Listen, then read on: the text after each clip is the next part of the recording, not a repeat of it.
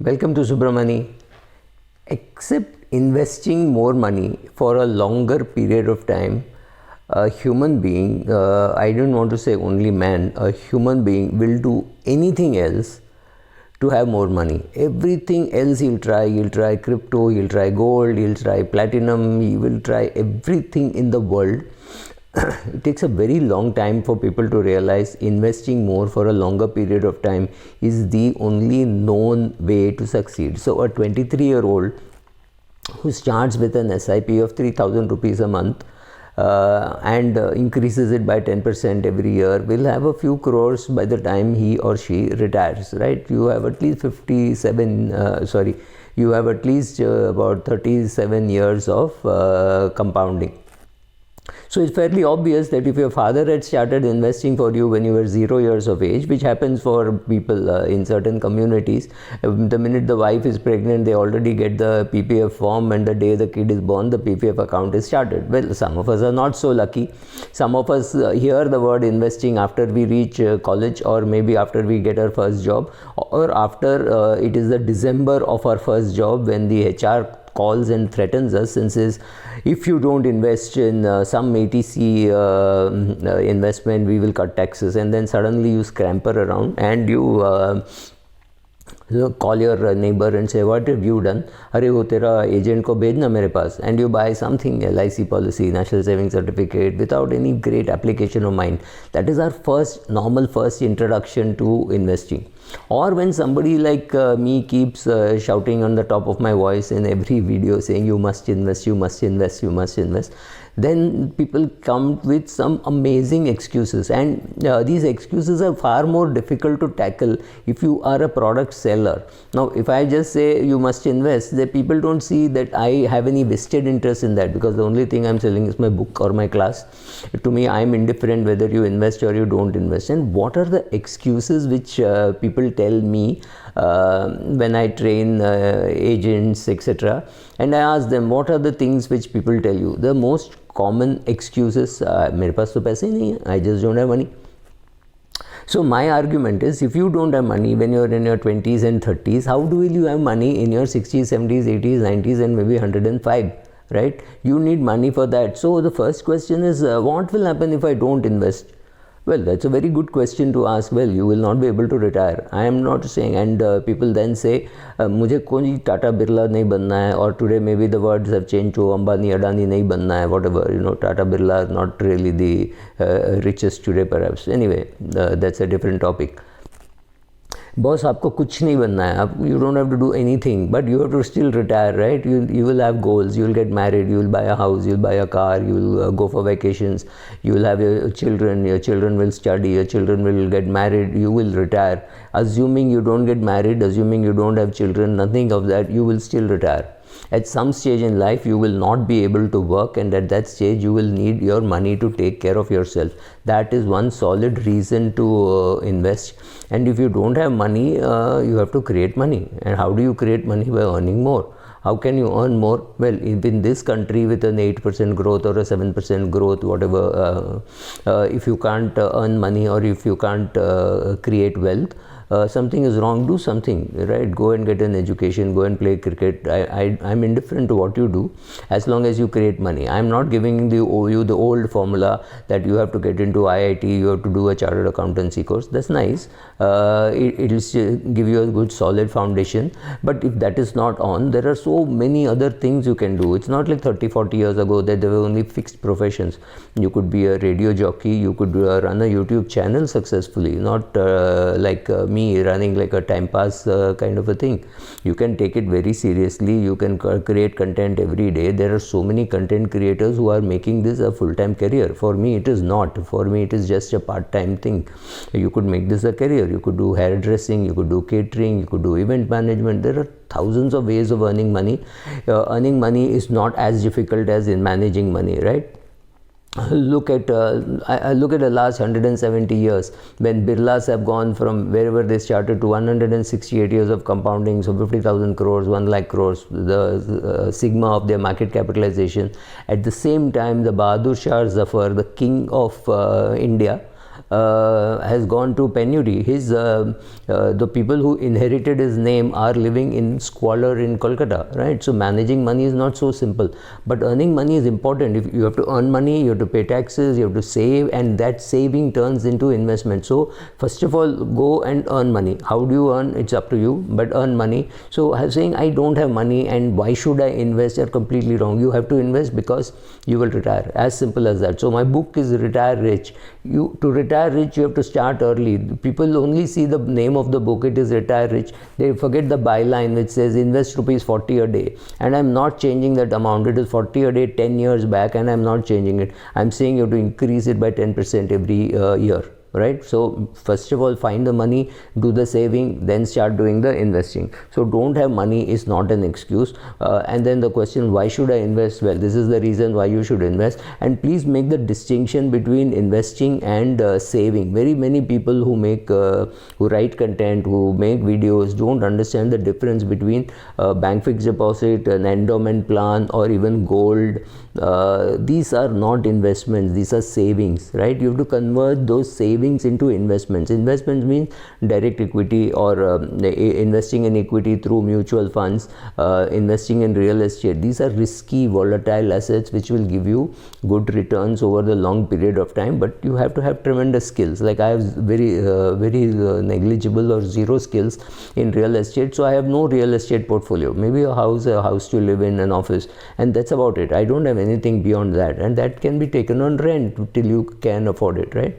So then the second excuse is I can't understand. It is too complicated. मुझे कुछ समझ में नहीं आता. Look, my favorite line is you don't need to know how to lay an egg to enjoy an omelette. Everything you need not know. I have no clue how a plane flies. I do not know how to fly a plane. I don't know what is a combustion engine, but I know there is something called combustion engine. I know something called Wright brothers invented a plane a few decades ago. And today I can buy a ticket on Indigo and go from Bombay to Delhi. I just don't need to know how to fly a plane. All I know is I have to go to some website, book a ticket, make the payment and sit and go. That's all. So similarly, either you sit down and learn everything as to why I should buy an HDFC, why I should buy an ICICI, why should I buy a Asian Paints or Pidilite, or these are the most common examples and I'm sick of giving them, but so what, right? So, or Cholamandalam or a Coromandel, and these are in my portfolio, but then everything is some bit could be in my portfolio. So learning to buy a share, or you say, look, I don't want to do all this, I can just go and put money in a mutual fund. That's great. But again, the question of which mutual fund, mid cap, large cap, you don't want to do that also. Just go and put money in an index fund. You can't be too wrong. So it's very simple. It's the index fund is the dal chawal of the investment business. It will not kill you, right? It will not harm you at all. So that's one solid reason to do. And then with younger people, I have another funny excuse saying my parents don't allow. I find it very odd that if your parents allowed you to go into engineering, go into or medicine, or do a CA or whatever, and now they tell you what you should do. And I have serious issues with this, because one girl who used to be a trainer in an insurance company, her money was being managed by a father whose last job was he was a mining engineer in Goa. That is the only qualification he had, and he was handling her investments. I know another person who was a clerk, daughter is a very senior executive, and the father handles. Daughter is not married, daughter is now, her father died recently, but her portfolio is a mess. But luckily she earned a lot of money, so not investing has not harmed her much. Lot of saving, so saving itself has taken her to double-digit crores, and she doesn't need beyond that. But this is a very, very rare exception.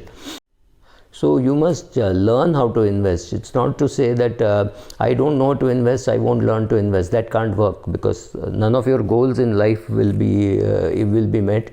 So tell your parents that okay, you don't know how to invest, nor do I know how to invest, let's learn. or don't interfere in my life. Or what happens is the narrative changes. When a person loses money, say he lost money in 1992, he will very conveniently weave a story saying, oh, I lost my money because of Harshad Mehta. You couldn't have lost money because of Harshad Mehta, right? I mean, what did you do? If you went and bought Mazda, yes, you could have lost money. But if you bought ACC, Asian Paints, HDFC Limited or things like that, yes, you would have lost temporarily, and after that you would have recovered. Let's look at what happened. You invested in 1979, you put 100 rupees in the index. Today the index is 90,000. Make no mistake, it is 90,000. Don't look at 58,000. 58,000 is not the total return index. Assuming you invested in the index in a growth plan, today it would be 90,000, not 58,000. 58,000 does not consider dividends. So dividends reinvested and compounded your money, 100 has become 90,000. Yes, this can be followed by a bad of 30-40 years, but don't think too much too hard. Just whatever you can invest, just chart. That is more important. If you think the market is too complicated, simple products have been created. Unfortunately, if your investment portfolio is one which has been sold to you and you have never bought, it means you have only complicated products where the manufacturer or the person bringing it to you, the distributor, are making money and you are not making money. That's a bad choice of products. Don't blame the world for it. It's your fault. You did not learn. And very few YouTube channel players or media want to blame you for it. They all want to say, oh, the market is complicated, SEBI is not doing its job, IRD is not doing its job, you are the greatest, you are special. Complete bullshit, complete nonsense. Neither are you special, nor are your children special, nor are your parents special. We are all gone through this, so stop blaming the world. अपनी जवाबदारी लो और काम करो. Then the other category who say, oh, I know everything, now tell me which is better. Should I put money in an RD? Should I put money in an FD? Should I put it in gold? Should I put it in mutual funds, direct, indirect, large cap, small case, big case? I don't know where to put. That's fantastic. At least you've started thinking about it. If you don't know anything, start putting money in an index fund. That's a great place to start. As and when you learn, then you can go and decide to create your own portfolio. So right now do that, and don't go to Google and search best companies to invest. It will show up Asian Paints and Pidilite because they're the most talked about. Go and look at the annual returns that you get in each of those companies over last 2-3 years, and you may agree that it may not be the best place to invest. When I look at my portfolio and I see last 1 year return in Nestle is perhaps 2% or 3%, what do you expect me to do? Sell it off? No, I don't. I hold it for 30-40 years, but that's my way of investing. You find your way of investing. Don't copy somebody else. It's not possible. And then the category which says it's too risky to invest.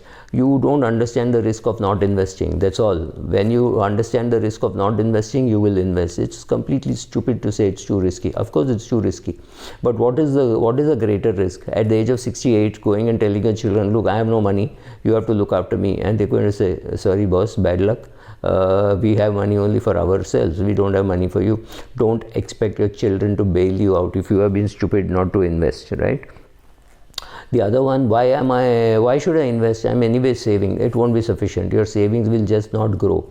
It will not grow at a rate of 8, 9, 10% or 12% if inflation is 8, 9, 10%, right? You need to get a real return. Real return means the return that you get after removing inflation, it should give you a positive return. This sends me to another question. आप ये बोल रहे हो that at retirement मेरे पास 5 crore रुपया होगा or something like that. I'll have 5 crores at retirement or 10 crores at retirement. That sounds very impressive, but what will it be after inflation? I don't want to get into an argument with you on this, but look at it this way. It will still be greater than zero. Right now, the path that you're taking is you're going to have a zero fund at retirement, and that is not, it does not require too much brains to know that you need, we have destroyed the so-called Hindu undivided family, and therefore we will have to invest, right? So when you have to invest, you have to invest. There is no argument about that. Subra, all this is fine, but you come from a very secured place that your father had a house and you have no worry that even if your landlord threw you out, you could go and stay with your parents. Yes, fantastic. My father provided me the security. If you're jealous about it, I'm sorry, but I can't help it. You have to buy a house, by all means. I'm not saying don't buy a house. It does not mean you can wait for finishing all your responsibilities before you start investing. That's not on. There's a Tamil saying which says, I will enter the sea after the waves settle down. you'll never be able to enter the sea, right? You have to enter the sea. The sea will be wavy. You have to enter equity markets, it will be wavy. The method to enter it, do an SIP. I am not suggesting that the mutual fund is the only way to invest. You can invest in direct equities, but investing in learning is far more important than waiting on the sidelines saying once the volatility is over I will invest. It's a joke, nothing else. Bye.